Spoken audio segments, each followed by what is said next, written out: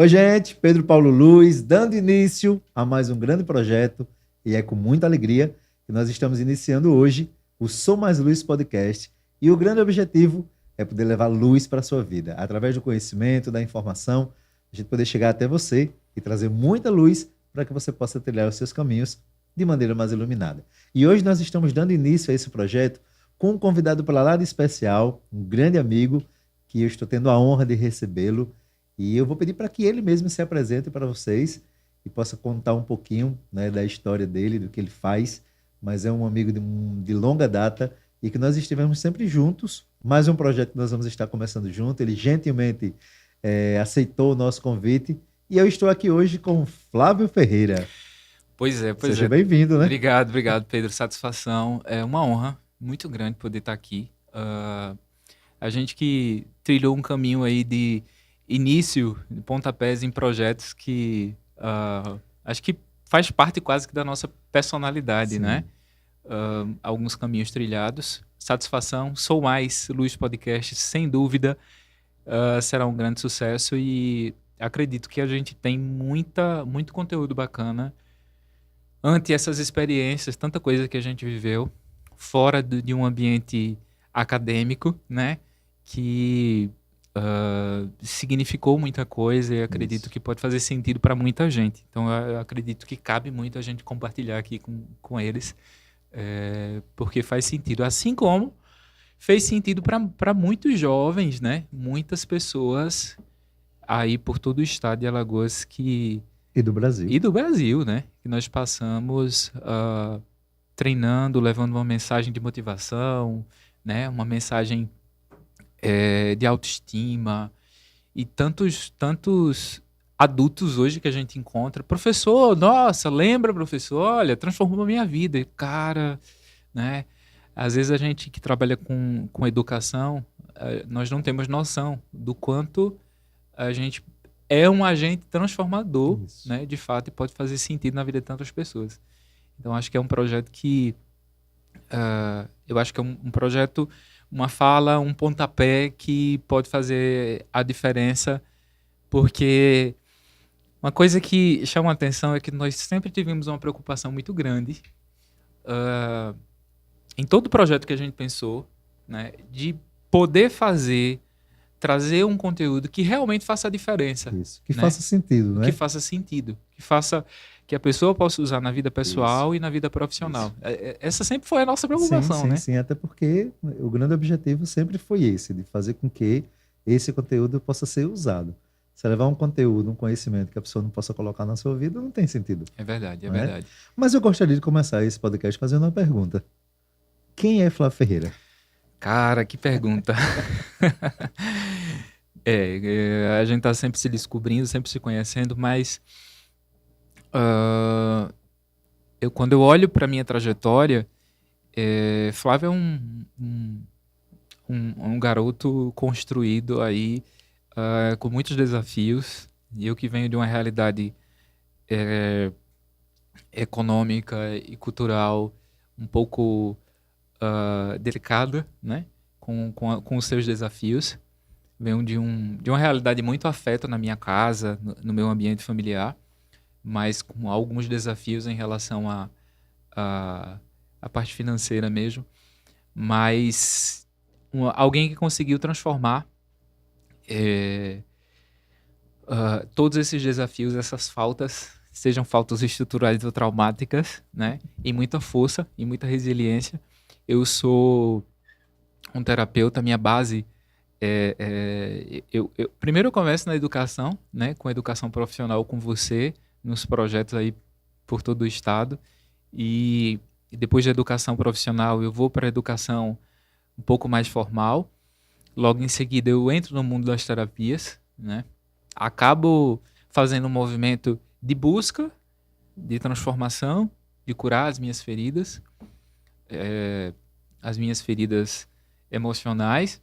E nesse processo de busca, eu acabo me encontrando, me percebendo como um terapeuta.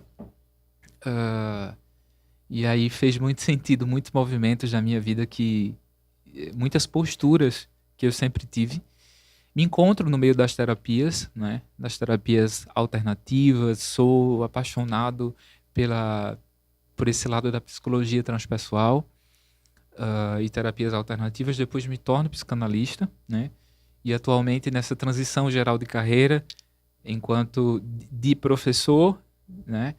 Não vou deixar totalmente de trabalhar como professor, mas migrando para o mundo das terapias, atualmente eu curso psicologia. Então eu acumulo aí algumas formações nesse campo das terapias holísticas, na formação de psicanálise e agora migrando totalmente na psicologia. Então isso é um pouco do que eu faço. Eu faço atendimentos clínicos, presencial, faço online também. Nesse meio mais alternativo eu atendo há pelo menos 8 anos, né, ajudando muita gente, conseguindo viver um pouco do meu propósito. É algo que faz muito sentido para mim, poder ajudar as pessoas. Porque dizem que onde está o seu sofrimento, aí também está a sua missão, né? A sua missão de vida. Então, eu acabei encontrando... como eu sei meio que o caminho das pedras para muita coisa que eu passei, você sabe disso, eu acabei ressignificando isso para poder ajudar muita gente. Eu vejo isso como missão de vida, né? Além das palestras, né? Sim. Além das palestras. Palestrante também. Isso, palestrante também. Além de terapeuta, palestrante. Exatamente. Flávio, você fala algo que me chama muita atenção. Você diz assim: eu precisei curar minhas feridas e nesse processo de cura eu fui me descobrindo. Isso. Como foi isso? Exato. E aí, um detalhe, eu só quero complementar essa fala e fazer uma pergunta seguindo essa fala. Essa história das feridas emocionais, dos traumas, eles realmente pautam as nossas vidas? Como é que é isso? Como foi com você? E de que maneira hoje você se vê nisso e de que maneira você ajuda as pessoas também nesses processos? Então, eu acho que as feridas emocionais, o caminho que eu trilho aí dentro desse tema, é um tema que sempre me chamou muita atenção. Quando a gente fala de ferida emocional, é importante entender que todos nós carregamos, sim, nossas feridas, aquilo que a gente não conseguiu dar conta, né, na formação da nossa psique, da nossa personalidade. E como eu venho de uma realidade, como eu já adiantei para vocês aí também, eu venho de uma realidade de uma família humilde mesmo, da roça, né, de acreditar, por muitas vezes eu acreditei que isso seria, de certo modo, até uma desvantagem para mim, né? Eu não conseguia perceber quanta força havia, né, em todos aqueles desafios. Além disso, eu também me percebo homossexual desde muito cedo, desde criança, e aí vieram muitos recalques, família tradicional, um conjunto de fatores que fizeram com que muitos problemas emocionais do campo emocional viessem. Ansiedade, depressão, pânico, entre muitos outros fenômenos, acontecimentos, né? Então, e eu acredito que sem a informação correta também nesse processo, né? Sem informação Você correta. vivia tudo isso, mas sem saber o que estava vivendo. Exatamente. E certamente sem o auxílio e o apoio das pessoas que estavam mais próximas, também por não entender. Isso. Acredito que isso deve ter acontecido com você. A necessidade de precisar se adaptar, né? Tem alguma coisa errada comigo? Acho que é uma das primeiras sensações de quem na nossa realidade cultural do Nordeste percebe-se homossexual, né? Tem alguma coisa errada comigo? Eu me recordo, essa história eu conto sempre, eu me recordo quando chego da escola e estou conversando com a minha irmã a respeito da minha... como foi o meu dia de aula, e eu falo que um coleguinha é muito bonito, e ela me repreende muito, né? E eu, criança, já estava ali encantado, quase que apaixonado pelo coleguinha. E sem entender o que sem entender o que estava acontecendo, né? E quando ela diz que não pode, e depois isso vai sendo reforçado, a gente não tem noção, né? Nós não temos noção. Eu acho que falar isso para qualquer pessoa fora desse contexto, às vezes é até difícil.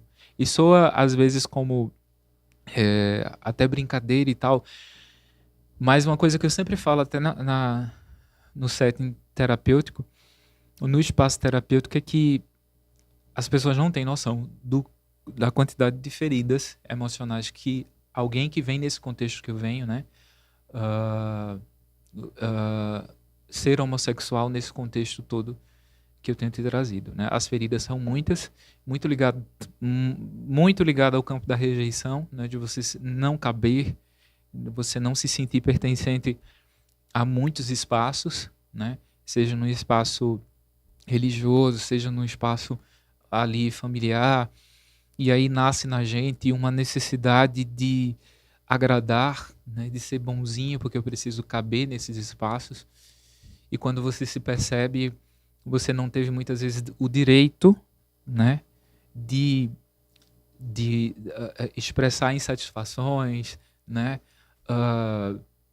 de falar de dores, porque você precisou ser forte, porque você precisava agradar, porque eu já sou fora do padrão aqui, então eu preciso compensar isso de alguma forma. Então isso nos persegue, né? E nos persegue, há muitos recalques que precisam ser trabalhados. Então, as feridas emocionais, quando eu entro nesse tema, o que eu acho muito importante e que eu converso muitas vezes até com os meus clientes é com o cuidado que a gente deve ter quando a gente começa a descobrir algumas das principais feridas que nós temos. Não? Sim. Eu digo que geralmente a gente tem ali pelo menos duas que são mais evidentes, mais expressivas na gente. E eu acho que um erro muito comum entre as pessoas é: eu já sei o que eu tenho. Meu problema é esse. E muitas vezes até no ambiente terapêutico, eu sei o que eu tenho e ponto final. Mas uma coisa é saber, né? Outra coisa como é que isso... como essas feridas se apresentam no teu comportamento. Em comportamento disfuncional, né? Então saber... Porque elas se apresentam de forma inconsciente, né, Flávio? Isso. Na maioria das vezes de Na maneira maioria das inconsciente. vezes inconsciente. A pessoa não percebe que aquela ferida está pautando um comportamento, mas na verdade aquele comportamento está alinhado com aquela ferida de algo que aconteceu quando você era criança. Sim. Então às vezes a gente fica numa postura assim: eu sei o que eu tenho. Sim. Né? Eu sei o que eu vivi. Ok, tá. E o que, isso, que você tem feito, o que né? que você a partir tem feito, disso, né? Não quer dizer muita coisa. É verdade. Porque eu sempre digo que descobrir as nossas principais feridas emocionais é como descobrir uma raiz central, além das suas questões, mas existem as raízes menores. Isso. Que seria exatamente a reação emocional em cadeia, sabe?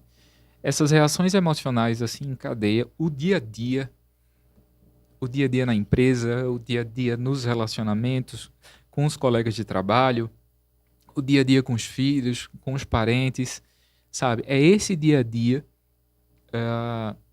que onde estão essas principais marcas dessa reação emocional em cadeia, né? Das feridas emocionais. Essas reações geralmente acontecem e a gente deixa ser percebido pelas pessoas que estão mais próximas? Sim. São quem mais sente, quem mais vê. E principalmente as relações amorosas, né? Uma relação, ela nos expõe muito, né? Por isso que às vezes a gente escuta frases como: é mais fácil ficar só, né? É melhor ficar só. Essa história de melhor ficar só, 2 meses depois, meu Deus, eu quero alguém, né? Ou então, algumas pessoas dizem: é muito melhor estar só. Você pega o celular, 50 contatinhos, Sim. né? Uma busca profunda. Então, assim, as relações expõem a gente, né? Os relacionamentos expõem. Os nossos parceiros jogam na nossa cara muitas vezes, né? Eu acho interessante que o meu companheiro, em palestras, ele vai assistir palestras minhas e lá eu tô falando, né? Um monte de coisa bonita. E ele tá olhando assim com o olhar puxadinho, dizendo: é tudo isso mesmo, né? Porque só ele sabe as demandas. Só quem convive que sabe, convive, né? As demandas que eu trago. E é isso. E assim, eu acho que vale ressaltar também que essas situações que acontecem não significa dizer que você não é aquilo que fala na palestra, né? Mas que por alguns momentos as pessoas que mais convivem com a gente, elas percebem, a gente se deixa, né, ser quem somos. E por tantas vezes essas situações que nos aconteceram, elas são expostas sem você perceber. Quantas Exatamente. coisas que você termina observando em você, no seu comportamento, que você repete situações, por exemplo, que você julgava na sua mãe, que você Sim, julgava no seu pai, sim, né? E que às vezes a gente termina repetindo sem perceber, exatamente. mas que na nossa forma de olhar era a forma que a gente reprovava. Uhum. A gente reprovava aquele comportamento, mas por tantas vezes a gente está repetindo aquele mesmo comportamento. Isso. E uma coisa curiosa a respeito disso, é bom você ter colocado, é que eu recebo muita gente em clínica, muitas vezes trazendo aquela fala, eu tenho o dedo podre, eu atraio o mesmo tipo de pessoa, Meu né? cupido é gari. Isso, meu cupido é gari, eu atraio o mesmo tipo de pessoa para minha vida. E muitas vezes, quando a gente começa a ouvir, a elaborar, a gente percebe que, na verdade, se trata de uma situação em que a pessoa atraiu várias pessoas que não são iguais, é todo mundo diferente, Sim, né? ela atraiu. Foi Isso, isso que você falou? ela atrai, Sim. né, pessoas diferentes, mas põe essas pessoas no mesmo lugar em relação à vida dela. Entendi. Então, muitas vezes tem muito mais a ver com o lugar que elas colocam, né, que essa pessoa coloca. Pode perceber, é muito comum a pessoa dizer mais ou menos assim: fulano chegou na minha vida, foi um mar de rosas, foi bacana, foi incrível. Um tempo depois começou a observar que era igual ao outro. E muitas vezes esse tempo depois é exatamente o tempo que essa pessoa leva para colocar essa pessoa nesse lugar psicológico da vida dela. Eu acho que eu já vivi isso, Flávio. Exatamente. Então, assim, é muito inconsciente. A gente fica funcionando assim de maneira bem inconsciente. E isso vai ditando, né, o ritmo da nossa vida e o perigo.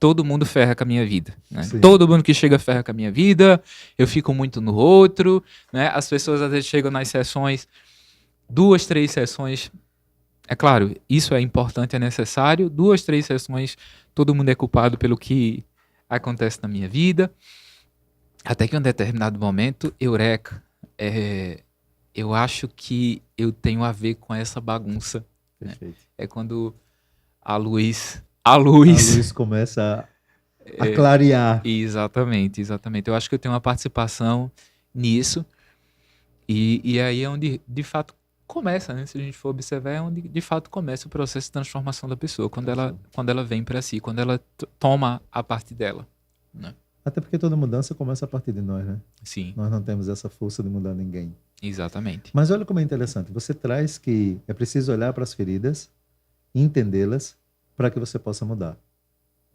Isso O que significa dizer que é um processo. é um processo. É um processo, E é um processo rápido? não mesmo. É porque, assim, nós temos essa necessidade da rapidez das coisas, né? Uhum. Quando nós encontramos uma dificuldade, um problema, uma situação, o que a gente mais quer é resolver. Sim, Sempre é assim, né? sim, Nós sim. somos muito do imediatismo. Isso. Mas do campo das emoções, como isso funciona, Flávio? Então, o mundo tá muito maluco nesse sentido, né? Se a gente perguntar para qualquer pessoa hoje na rua, por acaso você tem a sensação de que o tempo está passando mais rápido, né, que o normal, todo mundo acaba Sim. respondendo que sim, né? Só que o sol está nascendo no mesmo horário, se pondo no mesmo horário, e todos os dias a gente com a sensação de que faltou fazer isso, faltou fazer aquilo, o tempo inteiro. Então, esse imediatismo as pessoas estão trazendo também para o campo emocional, e isso é um perigo, né? As pessoas querem resolver, quando elas descobrem, às vezes, até no próprio processo terapêutico, o Brasil ele já tem poucos adeptos, né, às terapias. Sim. E esses poucos que procuram a terapia acaba fazendo aí geralmente de 3 a 4 sessões apenas, né? Boa parte dessas pessoas. Sim. Porque acredita que só o fato ali de descobrir alguns apontamentos, acredita que ela já vai conseguir lidar com aquilo. Sim. Ou ela começa a perceber e entender aquilo que ela não gostaria de olhar também, né? Também tem, Também tem isso. exatamente. Quando Porque o processo terapêutico ele também nos leva a esse mergulho em nós e que nos faz enxergar, traz a luz para aquilo que tantas vezes a gente culpava outra pessoa por ser daquela maneira. Exatamente. E aí você começa, você bem colocou isso, né, na sua fala anterior, que nós vamos entendendo que não é tão, a culpa não é tão do outro. Sou eu que conduzo alguns Isso. movimentos que acontecem. Incomoda. E eu acho que olhar para isso não é bom. Não mesmo. As pessoas ultimamente vivem muito nesse campo do prazer, né? E se a gente for pensar, uma criança que o tempo todo está para obter prazer e evitar o desprazer. Isso para uma criança, para um adulto, isso não é muito legal, né? Então, às vezes, algumas pessoas querem que até o processo terapêutico seja sempre muito prazeroso, sempre, sabe? Isso é legal. Legal, eu vou lá e ele vai dizer um monte de Ele é coisa. muito bonzinho, Isso, né? muito legal. Exatamente. Então, tu imagina esse tipo de postura terapêutica de sempre querer agradar, né? E, às vezes a pessoa ela não sai muito bem, Mas né? essa postura é da criança ferida? Também vai ter aí uma relação com uma criança ferida, uma criança que tá ali buscando, né, prazer, tá ali Buscando um ainda colo, funciona, um buscando um colo, entendimento. isso, presa em alguma fase aí do desenvolvimento, né? Ah, e imagina alguém preso, né? Onde o que é mais importante para essa pessoa é o prazer. A vida é desprazerosa É, em muitos sentidos, né? ela não vai ser sempre prazerosa, Não não. mesmo. O próprio trabalho. Às vezes a gente fica nessa coisa da fantasia de que o trabalho tem que ser sempre incrível. Não é, Uhum. né? E Alguns eu dias... acho que a consciência disso é muito importante, né, Muito Flávio? importante. Alguns dias a gente vai acordar feliz, ah, alegre, vou trabalhar. E tem dias que a gente... Com vontade de Né? transformar o mundo. Eu mesmo... Eu amo o que eu faço indiscutivelmente. Sim. Mas alguns dias que a gente acorda, poxa, se cancelassem hoje, né? E tava tudo bem e ficaria tranquilo, porque a gente cansa, tem dia que não é prazeroso e a gente vai precisar encontrar sentido, Sim. né? Vai precisar encontrar sentido no nosso trabalho, né? Perfeito. Nos venderam muito uma coisa do tipo que eu preciso encontrar o propósito da minha vida como se fosse, nossa, salvar o mundo o tempo inteiro. Tá. Cara, no teu trabalho, tu precisa entender que tu já pode fazer uma diferença Enorme. absurda, né? Na sua casa você pode fazer uma diferença absurda. Exatamente. Né? Eu acho que se fala muito realmente do propósito hoje, né? Mas como encontrar o propósito, eu não sei nem quem sou. Não é É. complicado. Uhum. Eu acho que o processo talvez encontre-se primeiro, para depois você poder entender o seu propósito. Isso. Porque quando você fala, né, tudo isso que você está nos colocando, nos leva a refletir realmente de quantas situações nós precisamos ainda curar em nós. Não é porque, assim como você teve suas feridas, eu tive as minhas feridas, e tenho certeza que cada pessoa que está nos assistindo tem suas feridas. Não é porque a criança ela percebe as coisas de um outro lugar. Né? O trauma ele vem a partir de uma leitura da criança. Isso. E essa leitura não é porque você teve um pai ruim, uma mãe ruim, uma família desequilibrada. Né? Tem tantas pessoas que têm tudo isso, mas mesmo assim tem alguma situação que é preciso ser revista. Então, quando você começa esse movimento a partir de você, e aí eu acho que fica mais fácil até encontrar o propósito, né? Mas eu acho que primeiro você precisa se encontrar. Exato. E aí você me traz uma informação muito importante, traz para nós uma informação muito importante, Flávio, que o Brasil tem dificuldade de fazer terapia, foi isso que você colocou? Isso. E que os poucos que conseguem ir não conseguem dar continuidade? Acaba não dando continuidade. E o que é que leva a isso? Por que a gente tem isso ainda? Olha, é muito uma questão cultural, tem a ver com o subdesenvolvimento, tem a ver com educação, né? Tem a ver com a cultura, né? Fazer terapia é para doido ainda? Aqui, Tem uma coisa que é muito interessante, eu lembro muito disso. Eu lembro que teve um momento na minha vida que minha mãe passou por um problema, né, e desenvolveu uma depressão. E quando se falava em ir para o psicólogo, já dizia, o que tem? Tá doido? Por que tá indo para o sim, psicólogo? Né? Então você vê que realmente é uma questão cultural que termina, de certa forma, agravando as situações exatamente pela ausência do entendimento, do isso, conhecimento, da luz, isso, né? isso, exatamente. Tem um caso curioso agora recente, né, que é a própria internação do Whindersson Nunes. E como é curioso como as pessoas comentam, né, o Isso. tabu que existe, né, por trás disso. Nossa, a pessoa se internou. E alguém que tem acesso a uma clínica psiquiátrica, né, em casos como, por exemplo, do Whindersson, nota que, poxa, como o nosso imaginário trabalha para algo que muitas vezes é surreal ali. Nossa, é muito grotesco ainda, né? Associa muitas vezes a manicômio, alguma coisa nesse Sim. sentido. Ele Então, vai levar choque, vai ficar isso, numa camisa de força. chega a ser bizarro, às vezes, alguns comentários que a gente escuta. E isso só cria mais estereótipo, né, com relação às possibilidades de tratamento que nós temos hoje. Sim. E você vê hoje pessoas sofrendo, principalmente nesse campo dos vícios, né?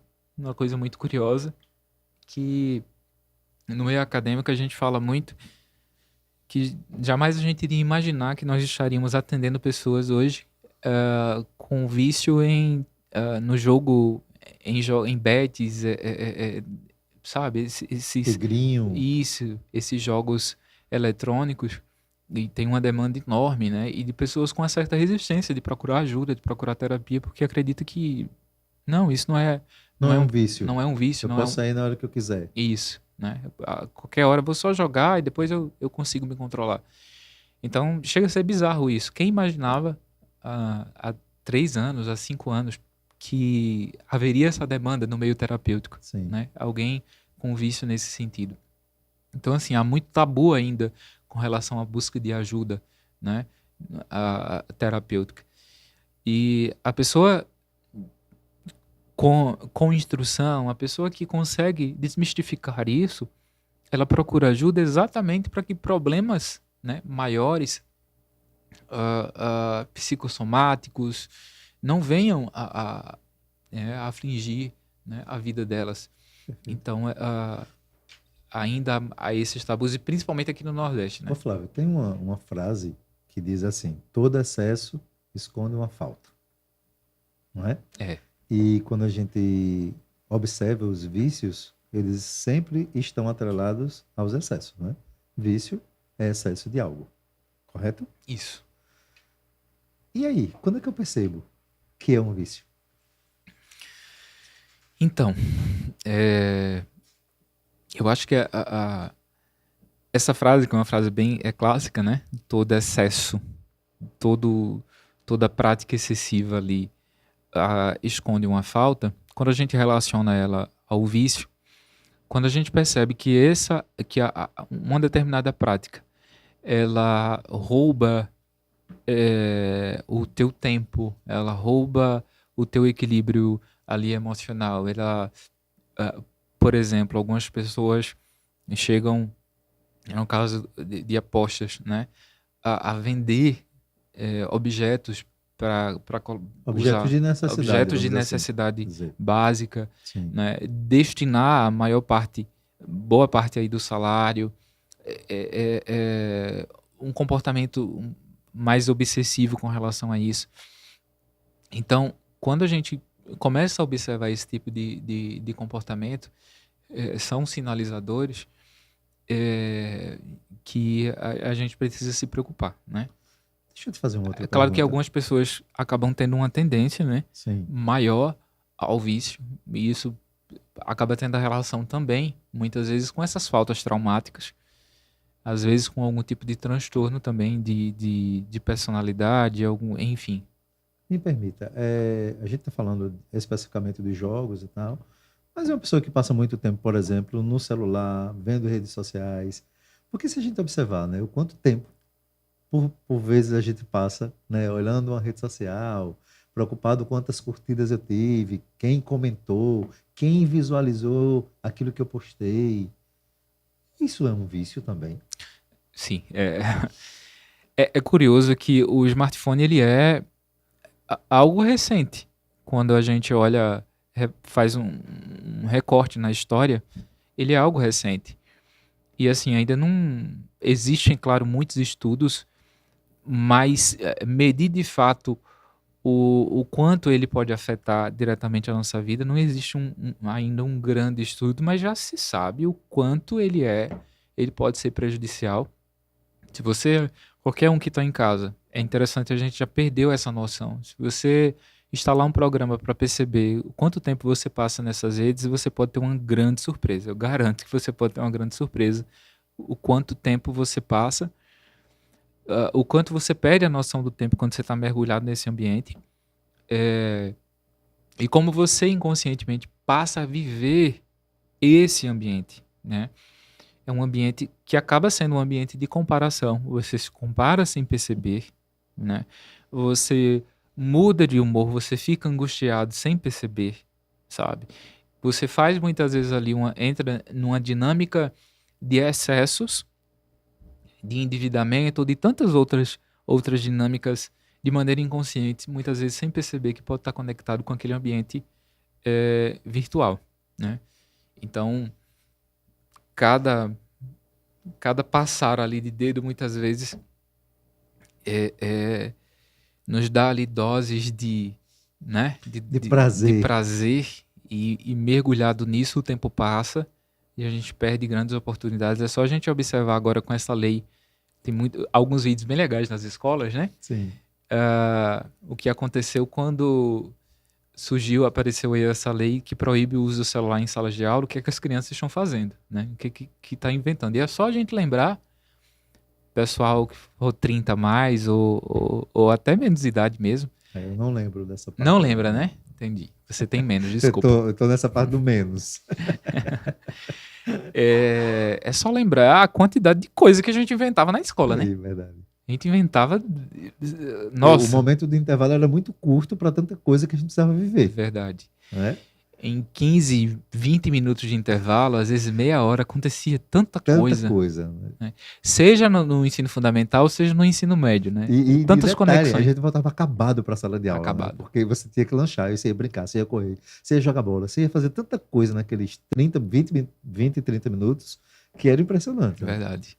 E na adolescência era a paquera, era, Sim, né, sim. era todos os lances, ir para a sala do lado, enfim, trocar experiências, enfim, Era algo mais palpável, né? muito A mais. gente sentia muito mais próximo isso. Hoje é tudo muito distante. Isso, né? muito mesmo. Enfim. Flávio, e essa maturidade para se entender que nós estamos no caminho certo, a maturidade emocional? Porque você tem falado dos traumas, a gente tem visto o quanto isso realmente, os traumas, as feridas, o quanto isso pauta, né, aquilo que somos. E aí, a partir daí, a gente falou também dessa necessidade de se entender, de se observar. E o quanto, se você não tiver cuidado, isso pode te levar para um caminho dos vícios. Mas como é que o que a gente precisa fazer para ter a maturidade emocional?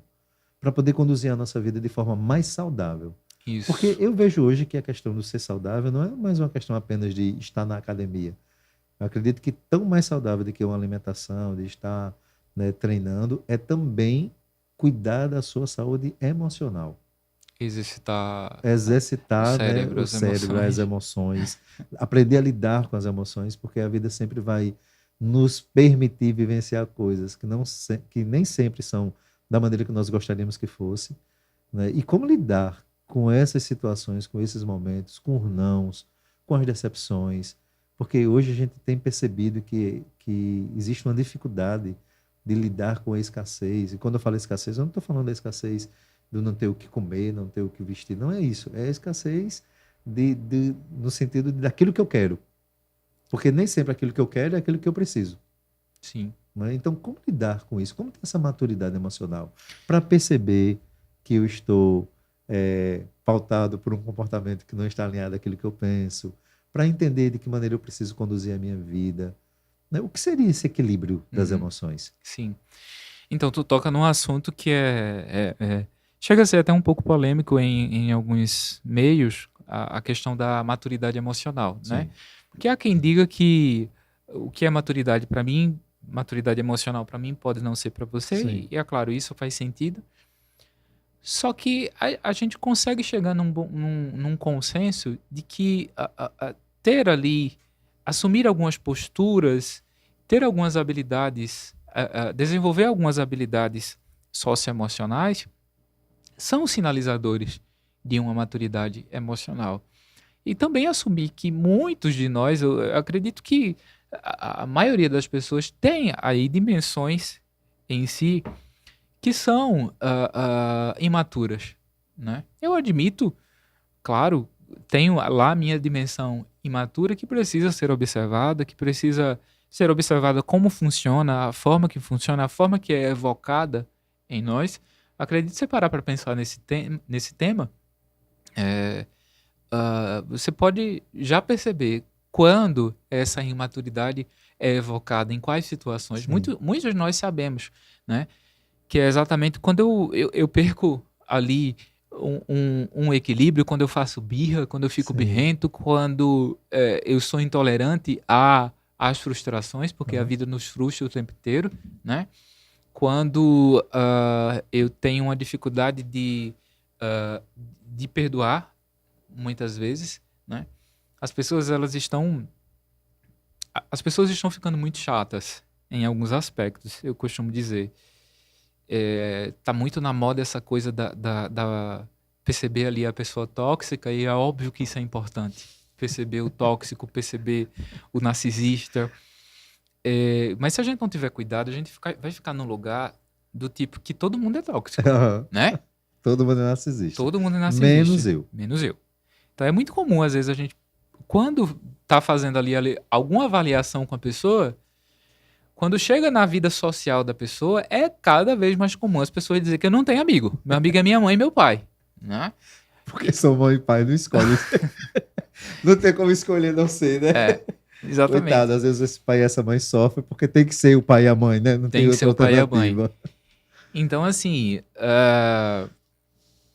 é curioso isso. A vida social das pessoas hoje, o ciclo de amizades cada vez mais está diminuindo. Então, daqui a pouco vai sobrar a pessoa, um cachorro, a pessoa e um gato, né? E em casa. E uma coisa que a minha mãe dizia muito quando eu tava morando sozinho: pelo amor de Deus, manda notícia, senão a gente chega aí e acha só o gato, ou nem o gato vivo. Né? O gato vê que você morreu e foge. E foge. Então, as pessoas estão ficando muito intolerantes nesse sentido. Então, é muito comum a gente escutar falas do tipo assim: eu não aguento minha mãe, não aguento meu pai, não aguento minha irmã, porque quando eu vou lá, só fala besteira, conversa, reclama muito. Ah, minha mãe é muito reclamona, meu pai só traz negatividade. Quando eu chego lá, joga isso tudo em mim.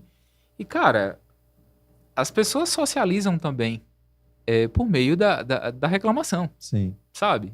Então, às vezes, a tua mãe, por conta da história dela, ela acaba socializando contigo e vendo em você essa pessoa a qual ela pode socializar, reclamando. Sim. Né? É até terapêutico para ela, claro, né? É uma maneira de desabafar, de colocar para fora o que está sentindo. Exato. Por mais que você não queira ficar nesse lugar, né, de tomar para si, e aí se você toma para si, é exatamente isso que precisa ser trabalhado, né? Se você, de repente, está se colocando no lugar de mãe dela, mãe desses pais, é exatamente isso aí que precisa ser trabalhado. Mas escutar, né, entender que muitas vezes só o empréstimo dos ouvidos pode fazer a diferença, né, para essa mãe ali, sem necessariamente tomar para si uma postura de salvadora ou de fazedora, né, ou de salvadora da família. Se eu sair, nada funciona. Tem gente que se coloca muitas vezes nesse lugar de não, se eu sair da minha família, se eu não fizer, né, ninguém faz. E acontece. A vida acontece sem você. Cuidado com essa síndrome. A vida continua. Né? É só pensar que eu adoro um texto que rolou muito aí nas redes sociais. Pensa você aí, daqui a 100 anos, né? Pessoas vão estar morando na sua casa, usufruindo de tudo que você conquistou. Provavelmente tem ali um porta-retrato seu, né? Em algum canto, ou não. Provavelmente você seja lembrado, ou não. Eu acredito que daqui a 100 anos, no meu caso, não vai ter mais nada disso, não. Espero que tenha. Mas se não tiver, tá tudo certo, né? Então, assim, quando a gente fala de maturidade emocional, esses indicadores de empatia, né? Empatia nesse sentido, de dar o direito do outro ser como é. Perfeito. Igual eu tô citando esse exemplo aqui da mãe e do pai, nós temos uma dificuldade tremenda de dar o direito ao outro dele ser como ele é. Nós somos muito colonizadores do outro, né? Aham. E nós sempre temos o direito de ser quem somos e precisa todo mundo aceitar. É Isso. muito interessante isso, né? Bem curioso, É, né? Chico Xavier tem uma frase que eu amo, que aos outros eu dou o direito de ser como são e a mim eu dou o dever de ser a cada dia melhor. perfeito. Então, Repete, Flávio. aos outros eu dou o direito de ser como são e a mim eu dou o dever de ser a cada dia melhor. É uma frase que eu levo, né, para mim, ah, exatamente porque a gente tem se tornado muito chato. O mundo está ficando muito chato nesse sentido. Claro, os nossos ouvidos não precisa ser lixeiro, depósito aí Sim. mas a gente precisa voltar ao conceito de empatia. Empatia nesse sentido. Ah, empatia de muitas vezes apenas escutar. É, Apenas escutar. eu acho que se fala muito em empatia, mas será que nós sabemos mesmo o que significa? A gente até sabe, talvez, o conceito, porque é fácil entender o conceito. Uhum. O grande desafio é viver a empatia. Acho que um dos nossos maiores desafios por exemplo, fazer uma escuta Mas empática, lembra né? para nós o que é mesmo empatia? Existe um conceito que é mais universal, que seria a capacidade de colocar-se, né, no lugar do outro, mas eu acredito que empatia vai bem mais além, né? Essa frase mesmo de dar o direito do outro ser Como quem ele é. é, ah, a gente ter a capacidade de aceitar o outro. Muitas vezes você tem um direito, óbvio, aceitar sem concordar. Tem coisa na vida que a gente vai precisar, né? Tem coisa na vida que a gente precisa aceitar mesmo sem concordar para que a gente saia do sofrimento, né? Uhum. Então, E se não aceitar, ao menos respeite, né? pelo menos respeite, né? Então, para mim, empatia tá muito nesse sentido. Tá no sentido também de perdoar. Perdoar porque as pessoas são inúteis com a gente o tempo inteiro. O Sim. tempo inteiro, se a gente for observar, nós estamos depositando expectativas, né? As nossas expectativas, elas têm sim uma influência sobre a realidade, ainda que elas não sejam expressas, ainda que a gente não fale sobre essas expectativas. Um exemplo claro é quantas vezes você que é casado aí, você que tem namorado, namorada, tá com uma expectativa extremamente fantasiada, desenhada na sua cabeça em relação ao parceiro. Você fantasiou sozinho, você não comentou, você esperava, né, que essas expectativas fossem atendidas.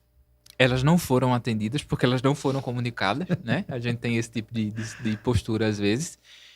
E você pune a pessoa por algo que ela não sabe, que só existe na sua cabeça, né? Então você pune o outro, você descompromissa nas relações, você gera um sintoma que é a indiferença. Então, é muito comum isso nas relações. Eu tinha uma expectativa que não foi combinada, eu não consegui falar sobre ela. Essa expectativa tem muito mais a ver com as minhas faltas traumáticas em relação ao meu pai e minha mãe. Eu transfiro isso para o meu companheiro, para minha companheira. Ele não está me atendendo, mas também a gente nunca conversou sobre isso. E por ele não me atender, eu vou punir. Então, vou deixar de fazer tal coisa, né? Hoje não vai ter, né? Ou até desinvestir mesmo. Como assim esse desinvestir? É tipo, cara, eu não vou mais ser o que eu sou dentro dessa relação, sabe? Eu vou recuar, eu vou descompromissar aqui nessa relação. E descompromissando, eu vou abrindo outros espaços. Sim, perfeito. Eu vou buscando outras coisas, Mas, eu vou assim, abrindo espaços. só para ressaltar, é válido colocar que você está trazendo a situação de alguém que não comunicou a sua expectativa. Isso. Perfeito? Uhum. Por que é tão importante se colocar isso? Porque para que as pessoas que já comunicaram as suas expectativas, que já colocaram aonde doíam, que já dentro dessa relação elas também se esforçam, se dedicam, dão o melhor delas. Quando elas não têm esse retorno, né, do parceiro, como elas lidarem com isso também. Porque, assim, senão a gente olha só para um lado e a gente percebe que, eu estou fazendo a minha parte, mas o outro não está fazendo a dele. Mas nesse caso que você coloca, não ficou claro qual é a parte do outro. Então, se eu não tenho clareza daquilo que eu estou em falta, como é que eu vou suprir a falta? Sim. Não é isso? É isso. Mas Exato. é também importante a gente ressaltar que, dentro de alguns movimentos de relacionamento, tem situações de pessoas que deixam muito clara qual a falta, e mesmo assim a falta continua sendo falta. Isso. Porque Continua o outro não acontecendo. entende que ele precisa também se doar, se dedicar. Não é só as minhas vontades, é a do outro também. Eu acho que uma relação saudável, ela necessita disso. E não só afetivamente falando. Acredito que uma amizade que não se tem essa cumplicidade, essa parceria, dificilmente ela se constrói como Isso. amizade. Não é? Se a gente tem um relacionamento de família que também não se constrói a partir disso, então eu acredito que seja uma necessidade das relações. Exato. Dentro do contexto de relacionamentos, nós precisamos deixar claro quais as nossas intenções, né, quais as nossas necessidades, fazer a nossa parte, para que o outro também possa fazer a parte dele. Agora a grande pergunta é: e quando o outro não estiver fazendo a parte dele? Pois é. Né? Aí a gente entra em algo bem, bem delicado, bem subjetivo, porque é muito comum hoje perceber Sim. relações que a pessoa carrega sozinha. Isso. Né? De fato, sozinha. Por mais que tenha sido um comunicado, por mais que a pessoa consiga falar das insatisfações, consiga pontuar, o outro ele não tem movimento algum, né, de mudança, de melhoria.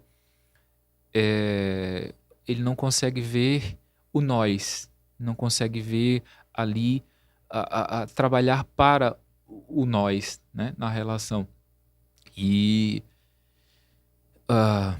por muitos medos, o medo da solidão, por conta das feridas, a pessoa acaba se submetendo a uma relação medíocre por anos, né? Por anos. É só a gente acabar observando muitas vezes os nossos antepassados, né? Quantas vezes se submeteram a muito sofrimento nesse sentido. Muitas mulheres também, principalmente, né? Por essas circunstâncias, de você não ter alguém ali que está disposto a melhorar, a estabelecer uma parceria, sabe? A conversar. Sim, um dos principais problemas ainda nas relações é a falta de clareza, é a falta de diálogo. Às vezes, os casais, às vezes... Você atende casais? Hã? Você atende casais? Atualmente eu não faço terapia, né, de casal, mas quando eu falo casais, eu falo que hoje um dos principais temas da clínica tem sido os relacionamentos. Eu digo que hoje, eu costumo dizer que a gente vive uma crise nos casamentos hoje, de uma maneira geral, né? Nesse modelo de relacionamento. E talvez seja importante colocar que casamento não é só aquele que a pessoa foi para a igreja. Exato. As pessoas que moram juntas. Talvez exato. vai caber mais até do que um casamento, né? Isso. Para se entender que é essa relação hoje de Isso. compartilhar o mesmo espaço, as vidas, enfim. Não apenas esse modelo de relacionamento comum, né? Mais social. Então, a falta de comunicação, a clareza ainda é um dos principais. Então, assim, às vezes a gente escuta queixa, e às vezes a gente pergunta o básico. Vocês já conversaram sobre isso? E a pessoa enrola, e a gente percebe que ainda não foi, né, comunicado, ainda não foi conversado. Ou às vezes foi conversado, mas às vezes essa conversa também, ela não é uma conversa resolutiva, ela não tem uma comunicação adequada, ela é uma conversa de ataque. Eu te ataco, você me ataca, cada um põe escudo, cada um se arma. Um fala de um lugar de autoridade de pai, e o outro escuta na posição de criança e evoca também essa postura, e aí vira uma bagunça, né? Muitas vezes. Falar de um estado de ego mais adulto, um pouco mais maduro, chamar para conversar, sentar, conseguir expor as minhas questões sem necessariamente entrar com acusação, mas sim como eu me sinto com aquilo que você me fez, né? Isso está muito em falta. A gente percebe que está muito em falta nas relações. isso que tem feito muita gente desistir, muita gente cansar. Que cansa mesmo, né? Cansa. Entender É que... preciso ser verdadeiro e dizer que cansa. Isso. As relações... tem assunto que vai ter que precisar, a gente vai precisar gastar. Assim como nas empresas, né, Pedro? Sim, sim, Nas claro. empresas, nas amizades, as grandes amizades, as amizades de longa data, elas são pautadas em conversas difíceis, É. né? E por muitas vezes as mesmas conversas. As mesmas Porque são conversas. assuntos que se repetem. Isso. São situações que se repetem. Se a gente olha para o ambiente empresa, né, nós percebemos que existem repetições de erros, né? Uhum. E que você precisa voltar e corrigir novamente, ensinar novamente, e a pessoa aprende, ela faz certo e depois ela erra novamente. Exato. Então, esse processo, ele é realmente um processo que faz parte Uhum. da vida de todos nós, em todas as áreas, né? É. Assuntos eu digo que o casal sempre tem ali, o casal, os amigos, a empresa, eles sempre têm assuntos de estimação que você vai precisar voltar e voltar. Adorei essa assuntos de estimação, é Exato. maravilhoso. E muitas vezes, quando esses assuntos morrem, eles são elaborados, bem elaborados, nasce outro, né?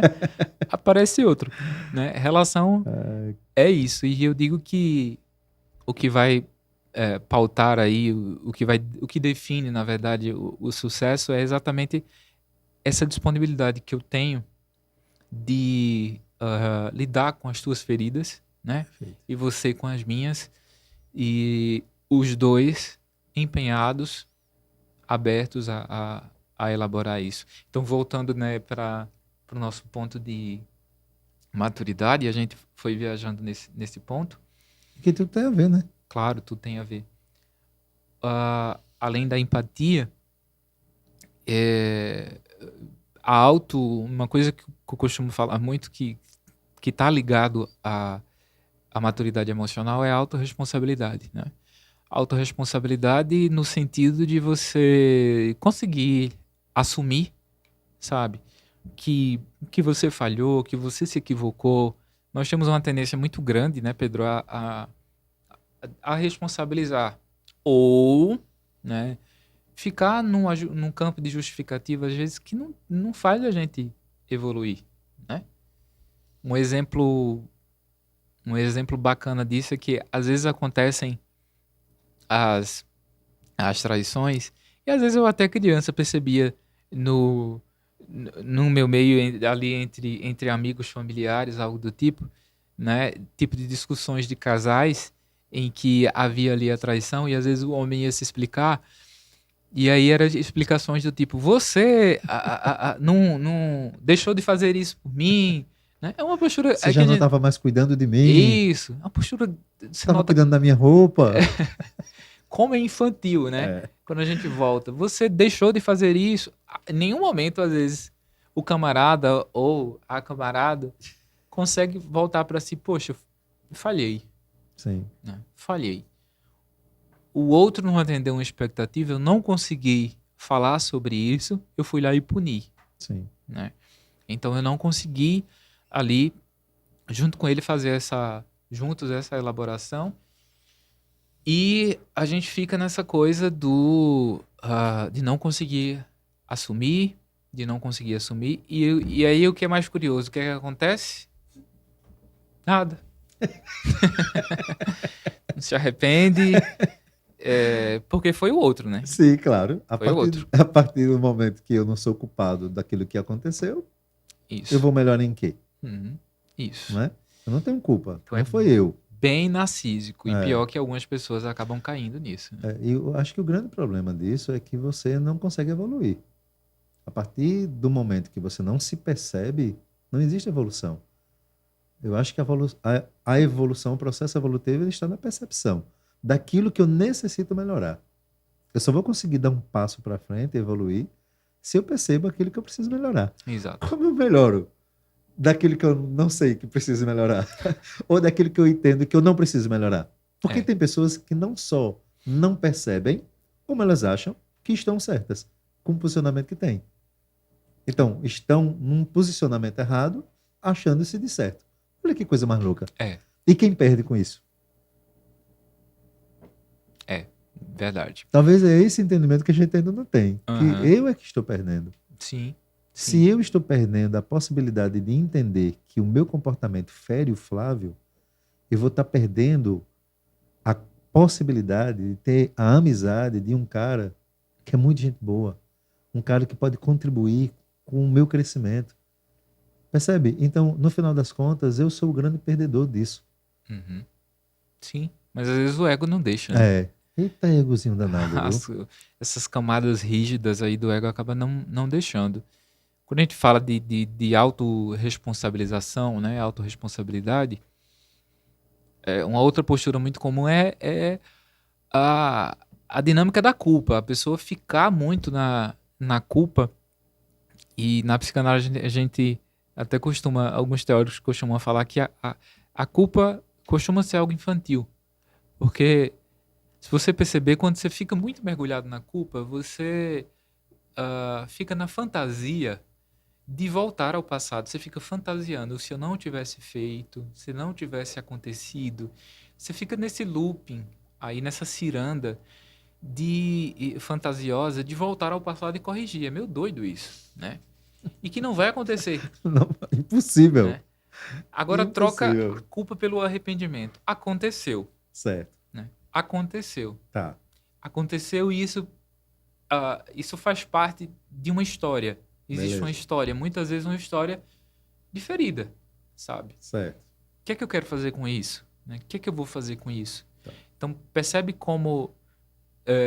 por que que alguns teóricos acabam falando que a culpa acaba sendo algo infantil, o arrependimento parece ser algo mais adulto, né? Sim. Exatamente por isso. Então, a gente só consegue ir para esse campo de arrependimento exatamente quando a gente faz essa análise. Cara, falhei. Mas o arrependimento sem mudança, ele não faz muita diferença, não, né? Não faz. E Né? porque eu vou me arrepender hoje daquilo que eu fiz, aí amanhã eu faço novamente e me arrependo novamente. Sim. E aí eu vou entrando num novo ciclo de erros e arrependimentos. Isso. E criando as justificativas só para nos deixar bem. Porque o arrependimento talvez seja uma grande justificativa para dizer assim: poxa, eu falhei, eu não deveria ter feito isso. Eu acho que até aí Esse tudo seria o bem. falso arrependimento. Pois é, Né? até aí tudo bem. Mas a partir daí, o que é que eu vou fazer com isso? O que é que eu tenho que aprender com isso? Porque senão, que mudança eu vou trazer? Que mudança eu vou provocar? Ah, eu me arrependi, certo? Ah, e agora? Quando a gente fala se arrependeu, né? É muito fácil falar, É, né? Um monte de claro. coisa. A gente tem que ter cuidado quando a gente fala de arrependimento. Tá, que tipo de arrependimento? Sim, É real? Porque, assim, é igual o perdão, né? Perdoei. Quantas pessoas que eu recebo na clínica? Não, isso aqui, esse assunto aí, eu já perdoei. A gente começa a elaborar um pouquinho, a pessoa tá chorando. Tá doendo ainda, né? Então, perdão é um processo, arrependimento também, muitas vezes, é um processo, sim. né? Leva tempo. Às vezes a gente, principalmente em relação ao perdão, eu costumo dizer que algumas pessoas se sentem quase Cristo, né? Jesus, perdoei, né? Consegui perdoar. Eu brinco que minha avó, às vezes, ela repetia muito frases tipo assim, perdoei, mas não quero ver, né? Eu já perdoei, isso eu já resolvi, mas eu não quero ver ela na minha porta, sabe? É mais ou menos o modelo de perdão que nós tínhamos acesso. Então, a gente vai... Como um bom nordestino diz, a gente vai comer muito feijão com farinha ainda para Para poder aprender a poder chegar nesse aprender a chegar lugar nesse nível de de entendimento. perdão, né? É. Crístico. Eu acho que quando você traz todas essas situações, Flávio, a gente se pergunta, poxa, quanto eu ainda tenho que caminhar? Porque olhar para tudo isso não é fácil. Não é fácil. Mas assim, eu acredito que é preciso dar o primeiro passo. A partir do momento que você entende daquilo que você necessita melhorar como ser humano, o entendimento ele já te dá a condição de direcionamento. Né? Agora, claro que a gente sabe que para a gente fazer as mudanças, aplicar as mudanças, não é simples, não é fácil, mas se faz tão necessário. E eu acredito que a motivação seja um caminho para isso. E como você é psicanalista, né, e eu sei da sua competência dentro dessa área, eu gostaria de saber de você Como é que é possível ver a motivação nessa perspectiva da psicanálise? Porque quando você observa tudo isso que a gente falou até aqui e percebe o que você necessita mudar, eu acredito que a partir daí é necessário se ter uma motivação para que realmente você faça essa mudança acontecer. Porque senão a gente fica só no discurso. Eu vou mudar, eu quero ser melhor. Próximo ano eu vou ser melhor. No final desse ano eu planejei ser melhor em 2025. Nós já estamos chegando no final de fevereiro, né? Nós já estamos chegando em março. E aí?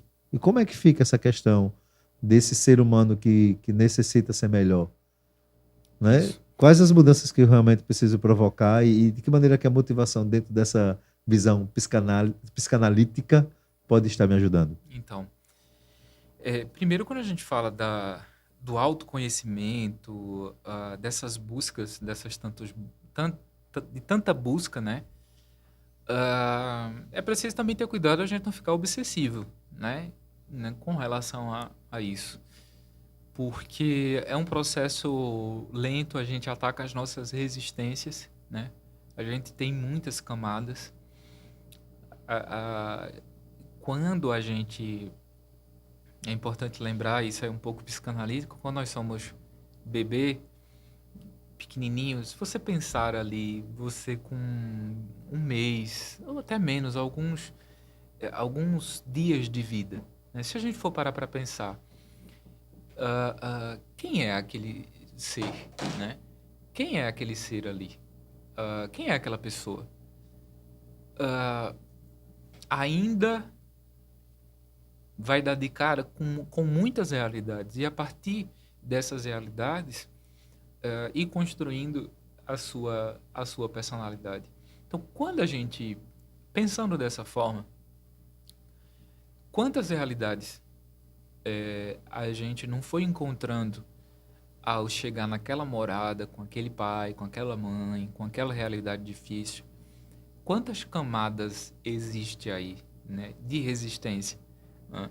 Quantas formas rígidas de lidar com essa realidade por não ter uma, um apoio afetivo, não ter uma escuta, né? Não conseguir ponderar as coisas, não ter cuidadores disponíveis. Quantas formas rígidas a gente pode ir adquirindo, né? E isso vai ficando no nosso inconsciente. Então, sem pressa. Uma coisa que eu costumo falar muito para as pessoas. Sem pressa. Vai, entra num relacionamento íntimo com você e vai vivendo isso de maneira tranquila, de maneira gostosa, se conhecendo, rindo muitas vezes, Sim, né, das das imperfeições. imperfeições, das coisas erradas, né? Eu faço isso muito com o meu companheiro. A gente ri um do outro das coisas, sabe? Que nos pegam no dia a dia, das imaturidades mesmo. Às vezes, das raivas que um faz pro outro. Às vezes, o silêncio, né? Que muitas vezes vem como uma barreira ali para elaborar.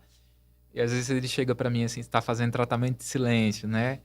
Dá uma raiva, peste. Ele percebeu, mas é verdade, a gente brinca com isso e volta. E acaba sendo muito bacana. Entendendo que até o fim da vida a gente vai estar, né, de cara com todas essas demandas. Então, uma coisa que eu sempre digo é cuidado com não se tornar também chato, obsessivo com relação a essa história do autoconhecimento Sim, também. É extremamente importante para a gente não funcionar no inconsciente, para não funcionar nas feridas. Quem possui feridas emocionais não trabalhadas acaba ferindo os outros. Então sim. é importante conhecer exatamente para não ferir. E se ferir, se retratar, conseguir se Ter a retratar, maturidade né? Ter a maturidade de se retratar, né? de abrir conversas, de Sim. abrir diálogos, né? Não emburrar, não fazer birra.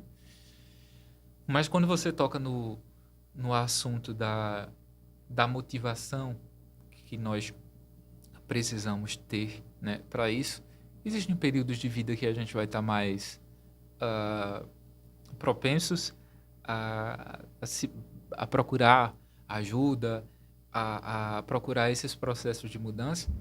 E em outros casos nós somos levados mesmo. A vida vai A empurrando, vida vai empurrando. né? Deixa a vida me levar. Tem gente que só funciona na pancada, né? Nos impactos emocionais. Então a vida fica batendo. E é curioso, quando você tem de mudar, né? Quando tem de mudar algo, é curioso isso. Eu falo por experiência própria. Quando algo tem de mudar, a vida vai bater até a luz entrar, não adianta. Até a luz entrar, sabe? Bate mesmo para iluminar.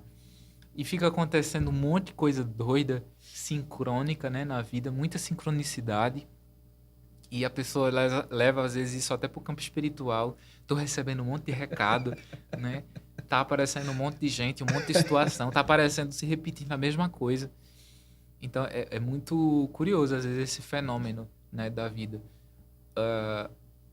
E quando você se perceber assim que a vida tá lhe apresentando alguns desafios e forçando você a mudar, às vezes eu digo alegre-se, porque se isso está acontecendo é porque vem novos capítulos.